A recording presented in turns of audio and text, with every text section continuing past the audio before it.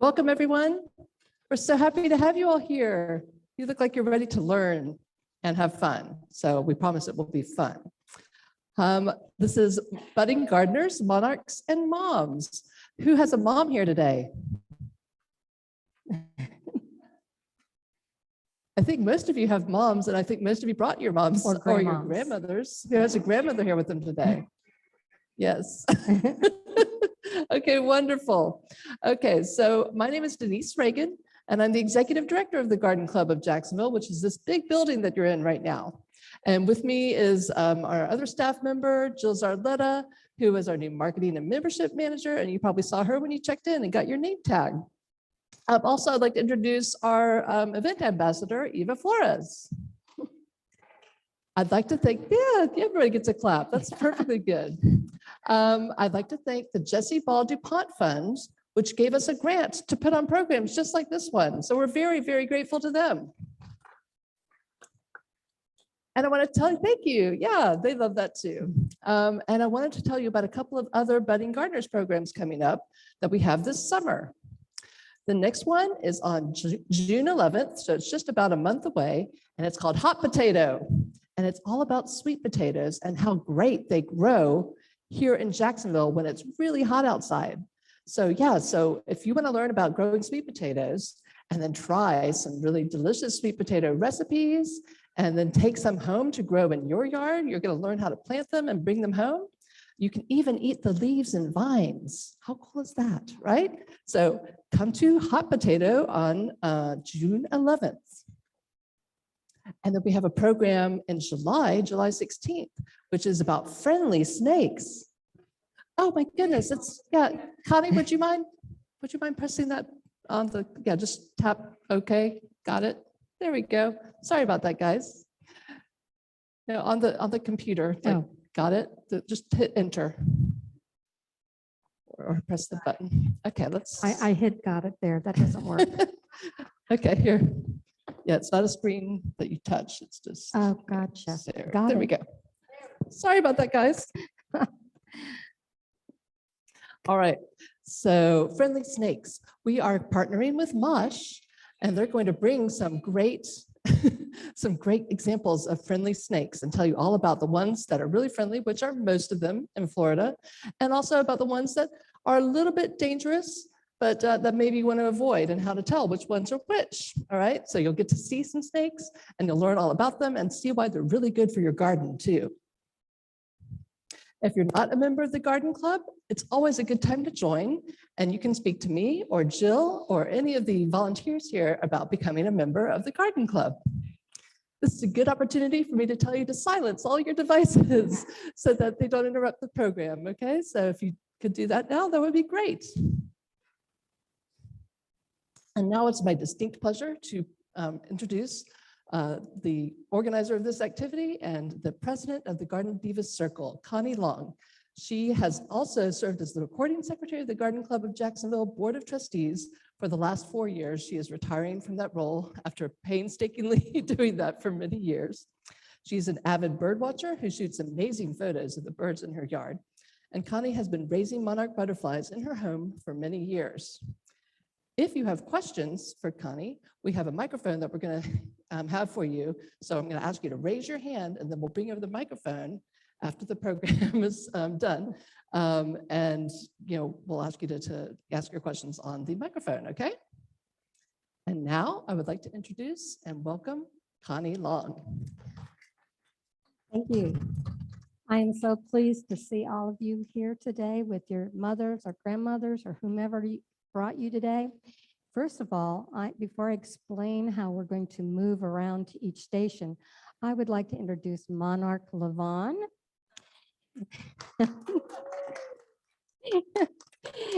She is going to point out some words that I want you to sort of pay attention to as we go out throughout the day and see what you can remember at the end of the program. Oh. And you need to hold it down until it turns green. It's green. I said it was green. There it is. Monarchs are beautiful, and they have a an amazing vocabulary that goes with them. These are very scientific words with lots of vowels in them. So when you say these words, you're going to have a mouthful. But these scientific words you're going to be hearing today, and listen very carefully and discover what they actually mean, so that when you go home, you can just dazzle your friends with these big scientific words. The first word I want you to be listening for is metamorphosis. Big word, metamorphosis. The second word is kind of a funny word. It's called frass. Say that word to yourself, frass. And then the third one is molt. Say that, molt. That's fun in your mouth, isn't it? Molt. The next one is chrysalis.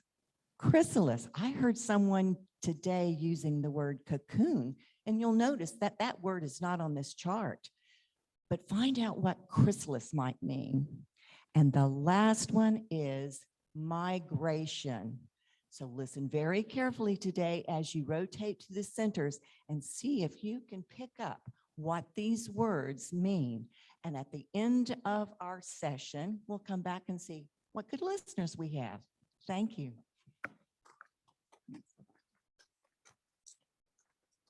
Turn it off.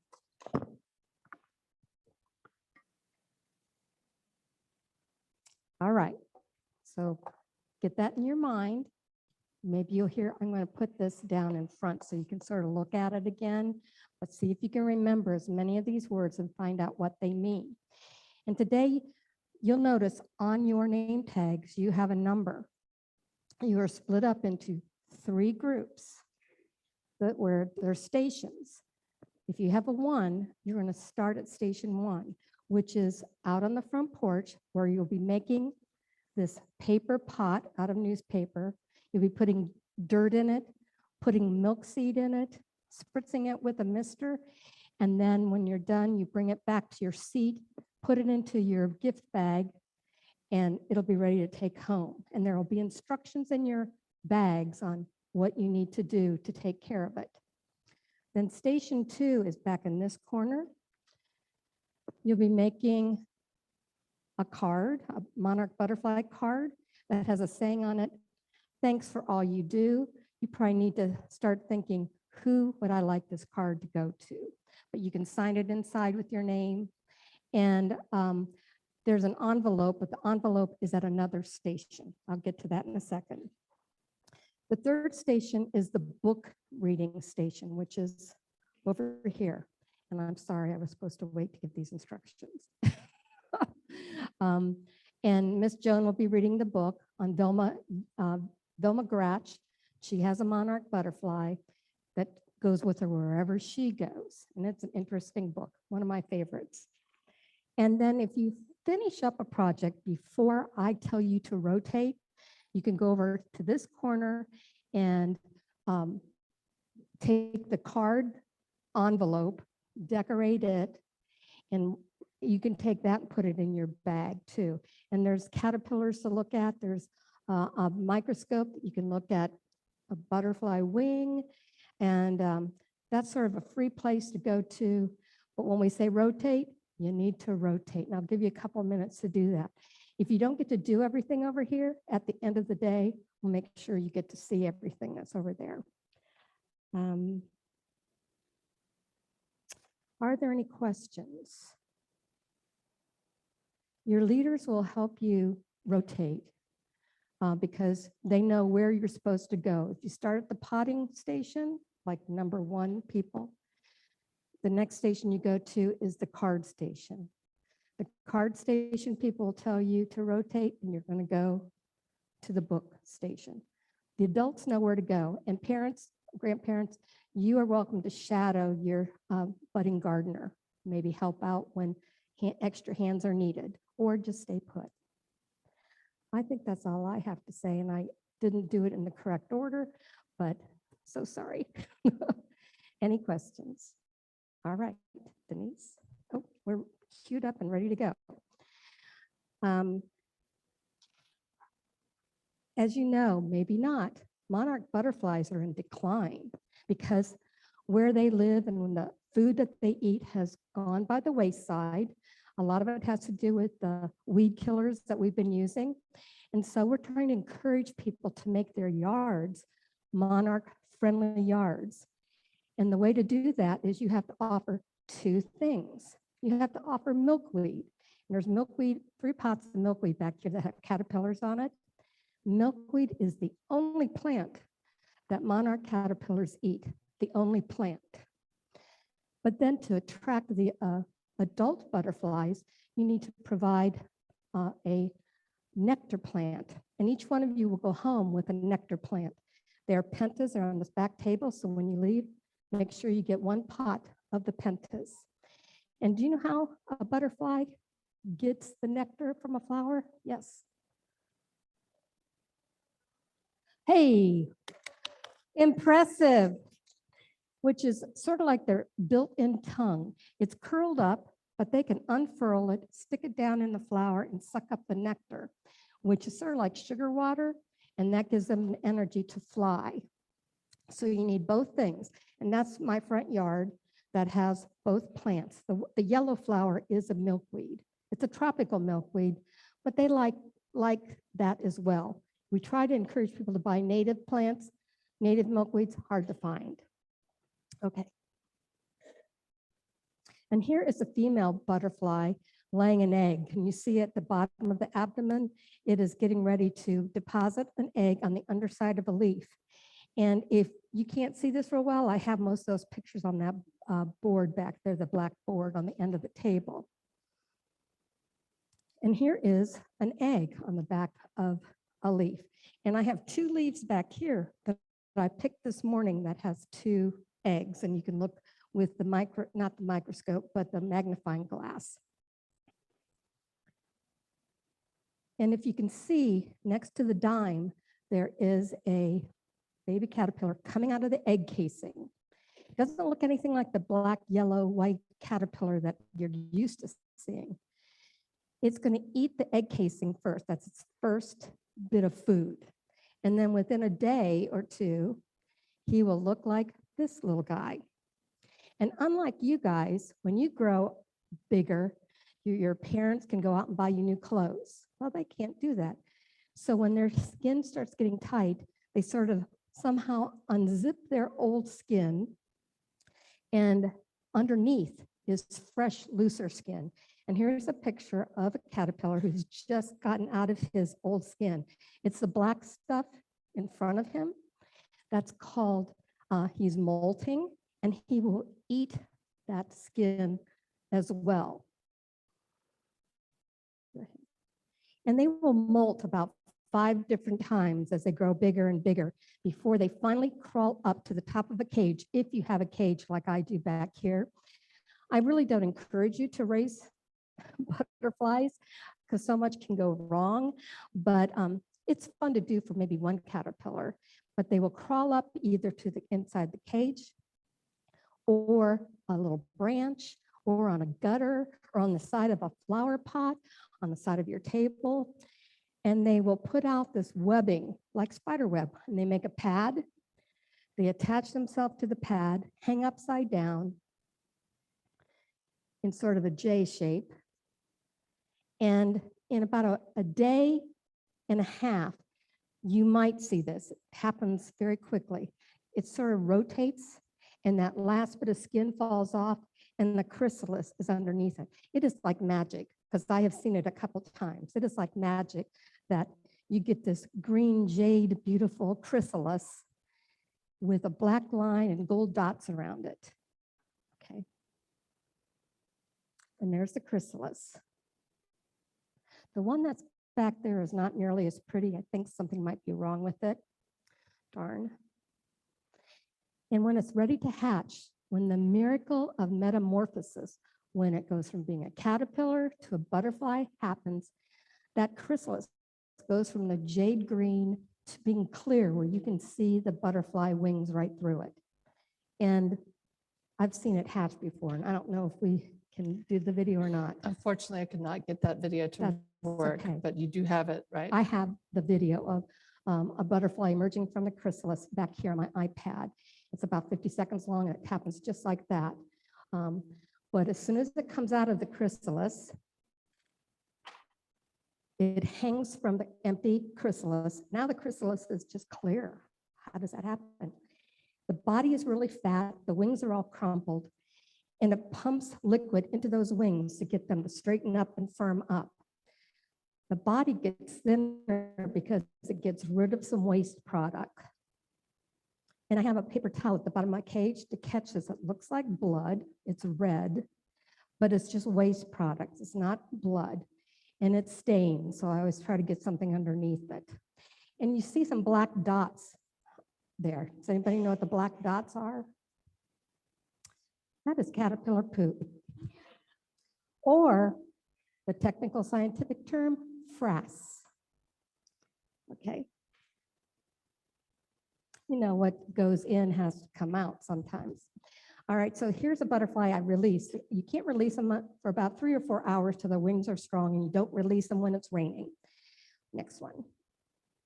And here's 2 butterflies. One's a female, the one on top is a female, the one on the bottom is a male. Can anybody see the difference between the 2?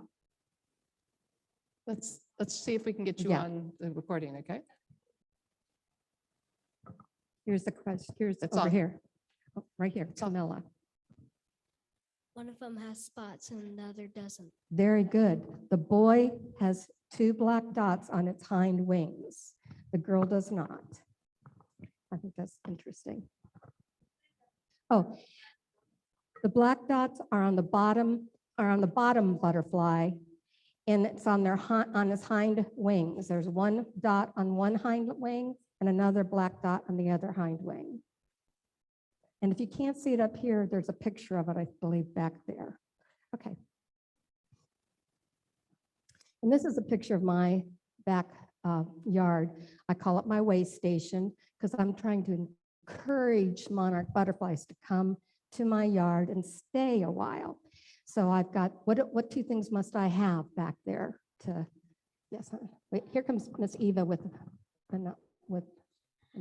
Milkweed and the nectar thing. Very good. Milkweed plants and a nectar plant to encourage them to stay, okay?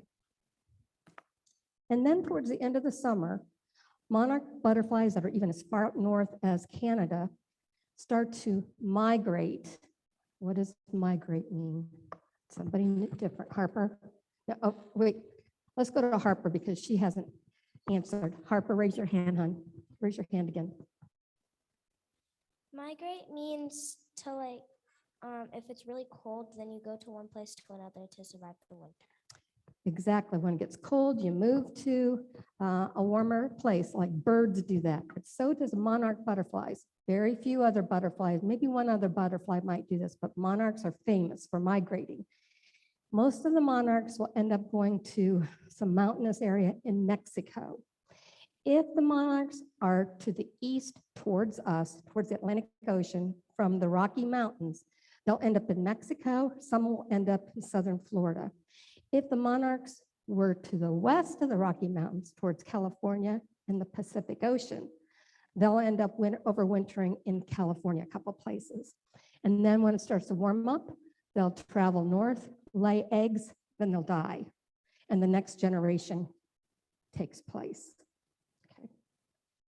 And this is the last slide. It's a poem that I found that I thought was very fitting when you think of that beautiful green chrysalis with the gold dots. And it's jewel of nature sprinkled with gold, wings of a monarch wait to unfold. And it's by Lynn Rosenblatt, and I just think it's a perfect poem for a monarch caterpillar that becomes a beautiful butterfly. Okay, so Let's take a couple of questions that you may have had before we break up. Anybody have some questions? You're all ready to wait, go. here's a question. Oh, there we go. On the, you said the caterpillar will lose its skin 5 times. Will they eat it each time? Do they eat it That's throughout my their entire understanding. cycle? That's my understanding because it's food source, easy food sources right in front of their nose or mouth. I don't know if they have a nose. Any other questions? Oh, Miss Betsy.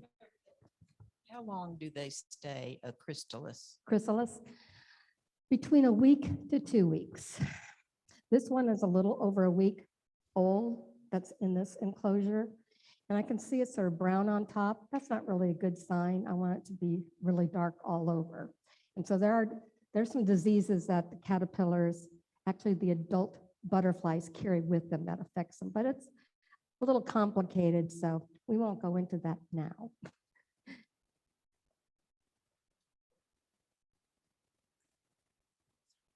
So I was reading that the diseases come from when you're not trimming your milkweed plant annually. Is that? how That's very good. You've been reading. Yeah, it's a one-celled parasite called OE. That's the shortcut for the Latin word that it is. And so if you have milkweed plants and the caterpillars have stripped the leaves off, cut it back all through the year. Keep cutting it back. It'll flush out new leaves. But particularly in end of October, cut everything back. You don't want them to keep laying eggs. And it's a little iffy whether they can continue to lay eggs or not, but just to be on the safe side, do that. And that's why they push native milkweed, because they don't think that it carries the OE as much as the tropical does. But it's the butterfly itself that has the OE spores on it. And so when it goes from plant to plant, it is laying down more spores. And that's probably what's wrong with that guy.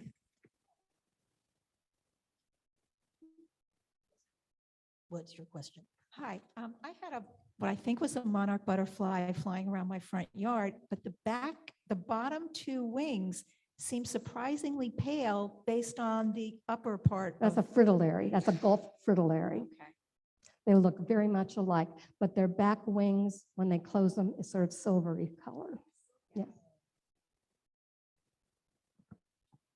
Could I ask one more question? On my milkweed, there have been lots of activity and all, but I'm seeing all sorts of leaves that have curved around and closed. Does that mean there's anything in there? Nothing monarch related. It could be a wasp that's made a nest in there or something, but it's not monarch related. What happens if when it comes out of the chrysalis, the wings just stay crumpled? Is that because of? Good question. That's because of OE. And I have some butterflies back there that didn't make it. The leaves, the wings are crumpled. They're not going to straighten out probably. I mean, if you've let them go for 2 or 3 hours and they still are crumpled, or even if they're firm and they can't fly, that has to do with the OE that they have. And I sort of put them out of their misery. I put them in a Ziploc bag and put them to sleep in my freezer. I know that sounds weird. I have a friend, a nurse friend, who actually uses her scissors to put them out of their misery. I can't do that, so I think it's nicer putting them slowly to sleep. I don't know what's right or wrong, but I hate watching them try to fly. So that's one of the reasons I don't really raise butterflies anymore. I just let nature sort of take its course. Any other questions? Yes. Oh, yes. How long did the monarchs live? A little over a month. So there's about 4 generations in a year's time before those final ones move on to Mexico. And there's one more question. We have a question up here. So I actually saw the butterfly lay its eggs. I went out there, saw the eggs, came out the next day, and the eggs were gone. Mhm. Lizards eat the eggs.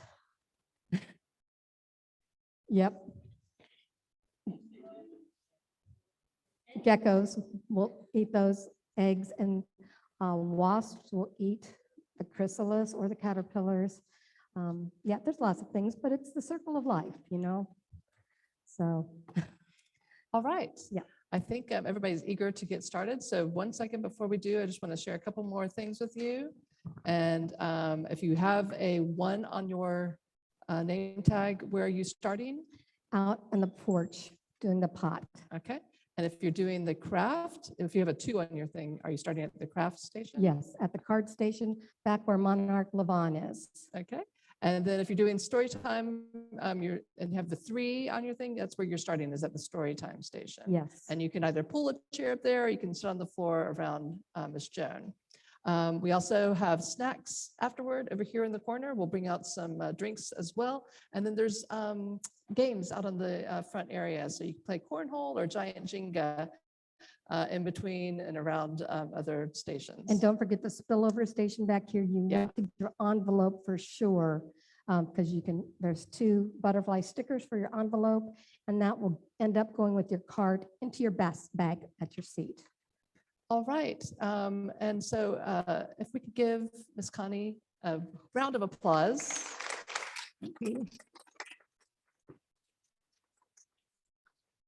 And I am going to just tell you about our survey. We do surveys for all of our programs because feedback is really important to us. So there is a QR code that's on the table back there. You can do it here on the screen. We're also going to send it to you in an email afterward, but your feedback means a lot to us. So please take that survey because we want to hear from you.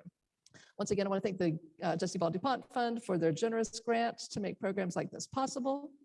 And I want to thank all the staff here, all the Garden Divas who are sponsoring this wonderful event and making this possible. Let's give the Garden Divas a big hand. And to thank all of you for coming out on this Saturday. So go create, have fun, and we'll see you around here, okay?